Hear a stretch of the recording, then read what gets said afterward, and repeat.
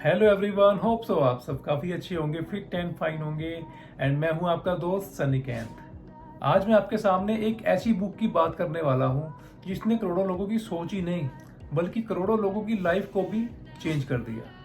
अगर आप भी अपनी लाइफ को चेंज करना चाहते हैं तो मेरी इस वीडियो को पूरा ज़रूर देखिए। एंड अगर आप मेरे चैनल पर नए हैं तो वीडियो को लाइक कीजिए, चैनल को सब्सक्राइब कीजिए एंड बेल आइकन का बटन दबाना मत भूलिएगा ताकि आपको मेरे आने वाली नॉलेजेबल वीडियो का नोटिफिकेशंस मिल सके। जी हाँ, मैं बात कर रहा हूँ वर्ल्ड की सबसे ज़्यादा पढ़ी जाने वाली नॉलेजेबल बुक जिसका नाम है रिच डैड पुअर डैड। आज मैं आपको बुक में से एक दो नहीं बल्कि पूरे 20 पॉइंट्स बताने वाला हूँ ताकि आप अपनी लाइफ का हर एक डिसीजन सोच समझ कर ले सके एंड अपनी लाइफ में ग्रो कर सके। ये बुक अमेरिका के रहने वाले रॉबर्ट टी कियोसाकी की लिखी हुई है। इसमें इन्होंने बताया कि जो मेरे रियल फादर थे जिन्हें मैं पुअर डैड कहता था, एक्चुअली वो काफ़ी पढ़े लिखे थे एंड गवर्नमेंट जॉब करते थे। वह हमेशा मुझे कहा करते थे कि अच्छे से पढ़ाई करो, कॉलेज जाओ, डिग्री हासिल करो एंड एक अच्छी सी सरकारी नौकरी ढूंढो। वो हमेशा कड़ी मेहनत करने की बात करते थे।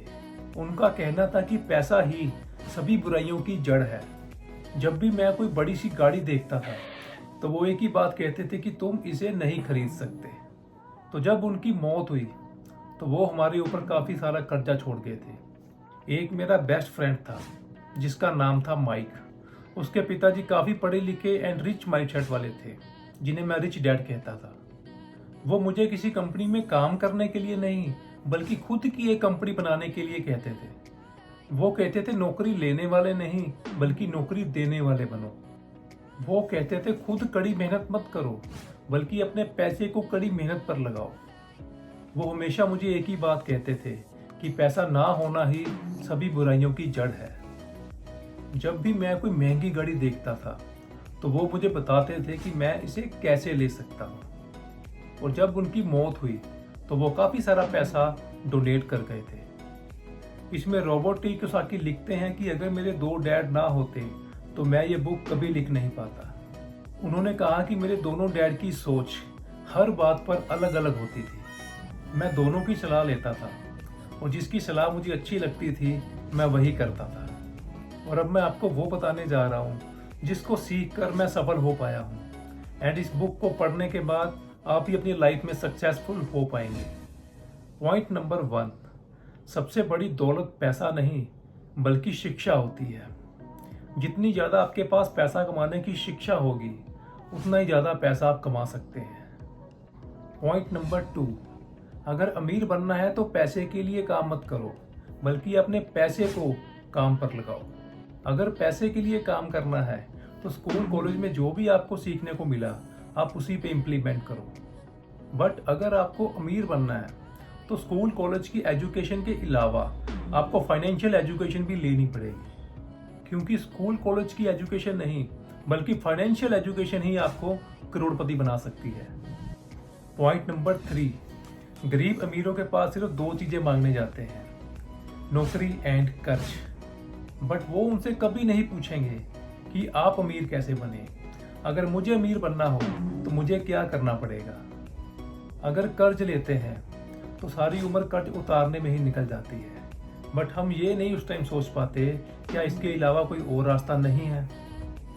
बस एक यही कारण है कि अमीर और अमीर होता जा रहा है और जो गरीब है वो और गरीब होता जा रहा है और जो मध्य वर्ग है वो कर्ज में डूबता जा रहा है। पॉइंट नंबर 4, गरीब लोग हमेशा अपने शरीर से काम लेते हैं, दिमाग से नहीं।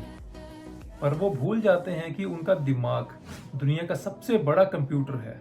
बट अफसोस की बात है कि वो शारीरिक काम को ही काम समझ लेते हैं, वो कभी अपने दिमाग को काम पे नहीं लगाते। पॉइंट नंबर 5, जिनके पास फाइनेंशियल नॉलेज होती है वो अपने से भी ज़्यादा पढ़े लिखे लोगों को अपने डाउन में नौकरी देते हैं ताकि वो उनके टाइम के साथ साथ उनके दिमाग को भी यूज़ कर सके, ताकि वे उनके बिजनेस को ग्रो करने के लिए नए नए आइडियाज़ एंड नई नई स्कीम्स दे सकें ताकि उनका बिजनेस ज़्यादा ग्रो हो सके और वो ज़्यादा पैसा कमा सके।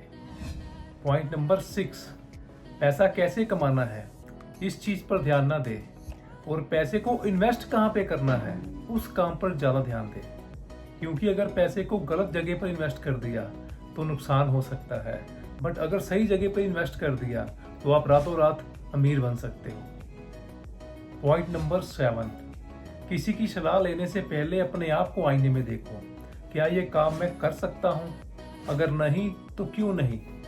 अगर सामने वाला आदमी जिससे आप सलाह ले रहे हो, अगर वो आपको मना कर रहा है, मीन्स कि वो डरा हुआ है और आपको भी डरा रहा है। या तो उसकी तरह डरपोक बन जाओ या उस काम को करके उससे आगे निकल जाओ। पॉइंट नंबर 8, मैं अपनी लाइफ में ऐसे कई अमीरों को जानता हूँ जिन्होंने अपनी लाइफ में कई बार पैसे का नुकसान उठाया है, बट वो लोग आज भी अमीर हैं। बट मैं ऐसे भी कई गरीबों को जानता हूँ जिन्होंने आज तक 1 रुपया भी इन्वेस्ट नहीं किया, बट वो लोग आज भी गरीब हैं। मीन्स कि पैसे खोने का डर इंसान को सारी उम्र गरीब बनाए रखता है। अगर अमीर बनना है तो पैसे खोने का डर दिल और दिमाग से दूर करना होगा, नहीं तो सारी उम्र वहीं पर रहोगे जहां पर आज हो।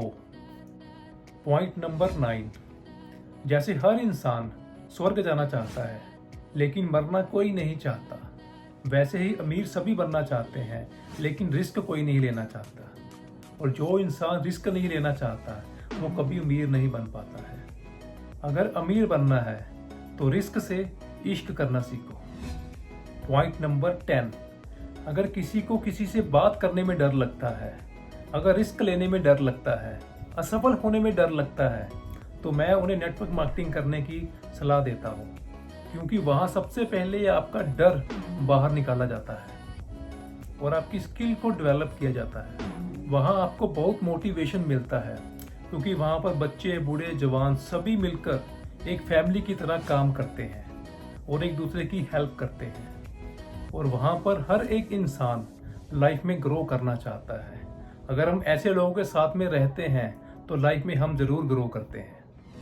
पॉइंट नंबर 11, अगर आपको लगता है कि आपकी एज 25-30 साल की हो चुकी है बट अभी तक आपने अपना एक भी ड्रीम पूरा नहीं किया, तो आपको एक बार फिर से बच्चा बनना पड़ेगा और उससे सीखना पड़ेगा जो आपके ड्रीम्स को पूरा करवाने में आपकी हेल्प कर सके। पॉइंट नंबर 12, रॉबर्ट लिखते हैं कि अपने अमीर डैडी से मिलने के लिए कई बार मुझे घंटों वेट करना पड़ता था।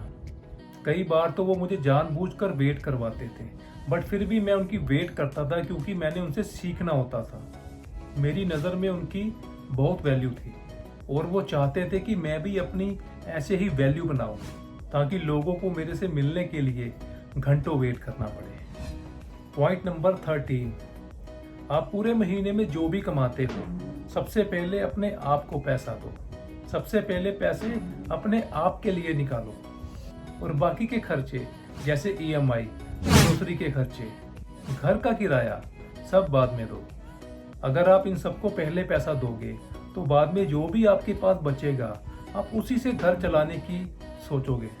फिर यही आदत आपको पड़ जाएगी और आप अपने सपनों के लिए कुछ बड़ा नहीं सोच पाओगे और आपकी सोच अपने सपनों के लिए छोटी होती जाएगी।